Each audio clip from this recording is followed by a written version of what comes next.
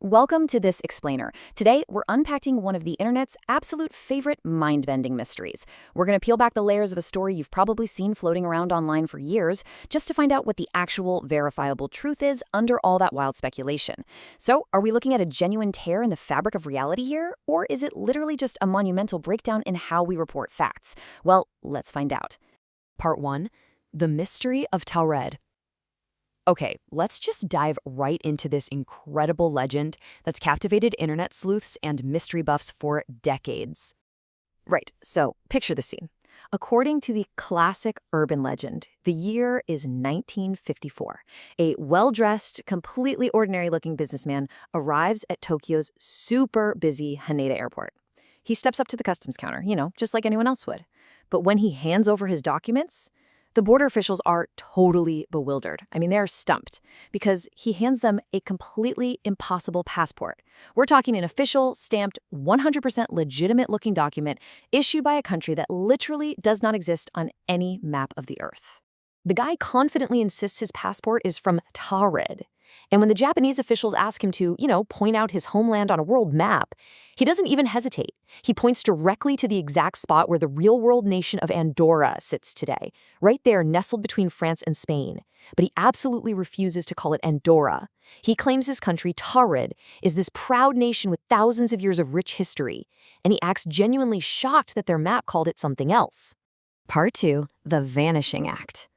Now, this is exactly where the story transforms from a simple misunderstanding into a full-blown paranormal event. So let's walk through what supposedly happened next. As the legend goes, the authorities are completely baffled, right? They need time to investigate this impossible man. So they place him under heavy guard in a nearby hotel room, way up on the 15th floor, with only one heavily monitored door. But by morning, when the guards unlock that door, the room is empty. He just vanished into thin air. No forced entry, absolutely no way out the window. And to make things even more chilling, back at the airport security office, his passport and all those impossible documents had vanished right along with him. You can totally see why this impossible escape spawned decades of wild theories that sound straight out of a sci-fi movie. People have spent years wondering, did this guy accidentally slip through a portal from a parallel universe where Taured actually exists? Was he a time traveler? Or maybe, as the internet really loves to suggest, this was a literal glitch in the Matrix. A coding error in reality that the universe just hastily patched by deleting the man and his stuff entirely. Section 3. Uncovering the real identity. Let's move over to the historical facts now, because the truth here is actually way stranger and honestly a lot more clever than the fiction. So the absolute crucial turning point here is the timeline. For years, people were chasing that 1954 date and coming up completely empty-handed. Why?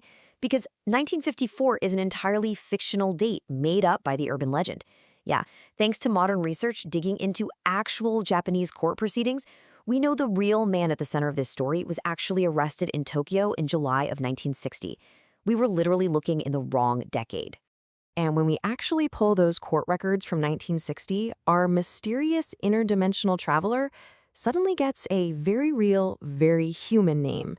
He wasn't a time traveler at all. He was a guy named John Allen Kuchar Zegrus. And rather than being some tragic victim of a cosmic mistake, Zegrus was a highly skilled, prolific international fraudster who simply got busted for entering Japan with totally fabricated travel documents.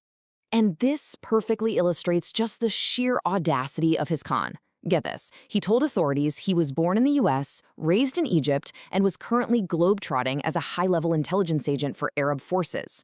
To bypass border security across Europe and Asia, he didn't just, tweak a real passport. No, he forged documents from a completely non-existent nation, and then he actually populated those fake papers with a completely invented language.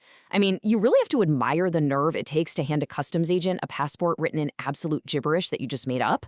And the craziest part? It actually worked. It worked for quite a while across multiple continents before Japan finally caught him. Part 4. How Myths Are Made. This brings us to a super important question. How exactly does a prolific fraudster from 1960 become a paranormal icon from 1954? Well, the answer is media exaggeration. Over the years, the bizarre but very grounded reality of Zegrus's con was totally hijacked. Early tabloid stories needed a flashier headline. Then, writers of occult and paranormal books got their hands on it. So, through this massive, decades-long game of historical telephone, mixed with some outright journalistic errors, they took the facts of a really bold forgery and spun them wildly out of proportion.